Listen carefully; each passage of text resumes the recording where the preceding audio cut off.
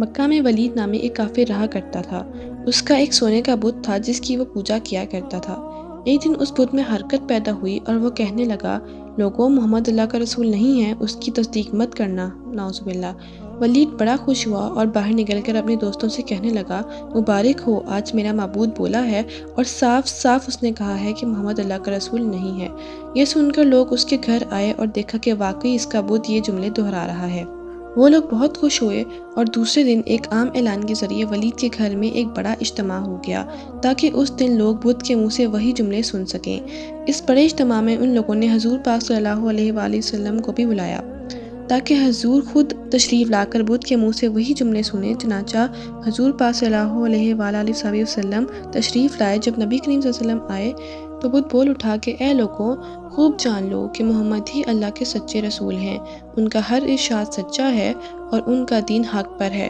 تم اور تمہارے بت جھوٹے ہیں جو تمہیں گمراہ کرنے والے ہیں۔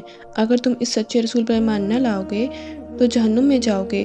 بس عقل مندی سے کام لو اور سچے رسول صلی اللہ علیہ وآلہ وسلم کی غلامی اختیار کر لو۔ بت یہ باتیں سن کر ولید بڑا گھبرایا اور اپنے معبود کو پکڑ کر زمین پر دے مارا اور اس کے ٹکڑے ٹکڑے کر دیے۔ حضور پاک فاتحانہ طور پر واپس ہوئے تو راستے میں ایک گھوڑ سوار جو سبز پوش تھا حضور پاک صلی اللہ علیہ وآلہ وسلم سے ملا۔ اس کے ہاتھ میں تلوار تھی جس سے خون ٹپک رہا تھا۔ حضور پاک صلی اللہ علیہ وآلہ وسلم نے فرمایا، تم کون ہو؟ بولا، میں جن ہوں اور آپ کا غلام اور مسلمان ہوں، جبل طور میں رہتا ہوں اور میرا نام معین بن العبر ہے۔ میں کچھ دنوں کے لیے کہیں باہر گیا ہوا تھا، آج گھر واپس آیا تو میرے گھر والے رو رہے تھے۔ میں نے ان سے پوچھا کہ تم سب کیوں روتے ہو؟ تو انہوں نے بتایا کہ ایک کافر جن جس کا نام مسفر تھا وہ مکہ میں آ کر ولید کے بت میں گھس کر حضور پاک کے خلاف فضول باتیں کر گیا ہے اور آج پھر وہ یہی بکواس دوبارہ بت میں گھس کر کرنے والا تھا۔ اس سے پہلے کہ وہ آپ کے متعلق بکواس کرتا، یا رسول اللہ صلی اللہ علیہ وآلہ وسلم، مجھے سخت غصہ آیا۔ میں تلوار لے کر اس کے پیچھے دوڑا اور اسے راستے میں قتل کر دیا۔